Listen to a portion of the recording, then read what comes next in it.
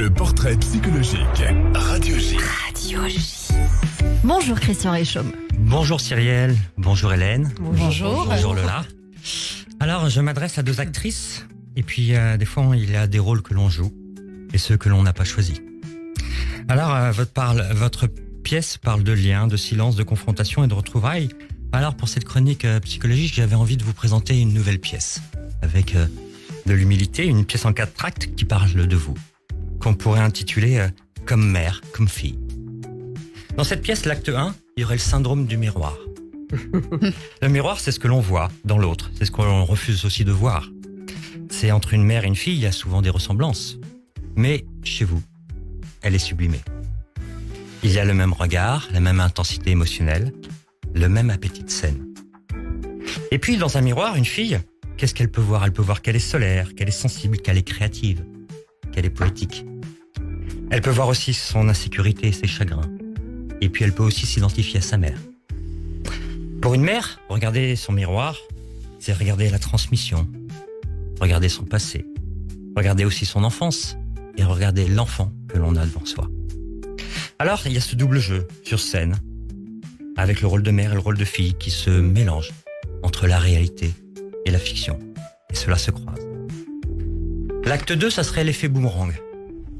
Parce que on peut essayer de fuir et en fait les choses nous rattrapent. Toujours. Voilà. Mais, comme vous l'avez dit, je ne lâche rien. Ça, c'est par rapport à nos envies, par rapport à nos insécurités. Donc il y a le retour toujours des tensions, des regrets, des frustrations.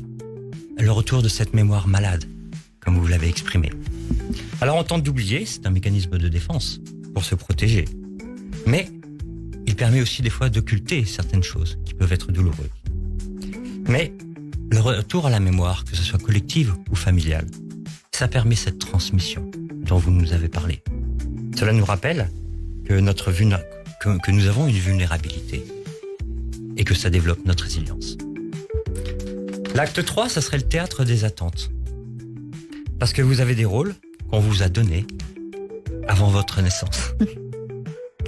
Vous avez grandi dans une lignée de cinéma et de théâtre. Vous avez donc le devoir de briller quelque part, d'être exceptionnel, d'être à la hauteur. Le poids du regard paternel et maternel. La difficulté de se définir sans ses parents. Alors, ça crée une quête d'identité. Trouver sa place. Vous avez écrit vos répliques, exprimé vos désirs, et puis vous avez peut-être cessé d'être la fille d'eux pour devenir vous. Alors, le 4e acte, c'est le lever de rideau. Parce qu'avec le lever de rideau, on ose se relever. Après la scène, il y a se dire ce que l'on se dit des fois pas à la maison. Écouter autrement, la création d'un vrai dialogue, un autre regard. Se débarrasser des masques et des rôles. Ce moment de dialogue entre une mère et une fille, mais sur une scène. Sortir du quotidien et passer d'un amour fusionnel à un amour assumé. Alors je pourrais juste dire que, en fait, avec vous deux, vous incarnez tout, la mère, la fille, la metteur en scène, l'actrice. Le tout dans une psychothérapie familiale. Mais avec humour. Vous avez du mal à vous séparer et vous êtes toujours sur le même spectacle et toujours à l'affiche. Mais on peut dire qu'avec le lien du sang et de la scène, vous vous regardez en face.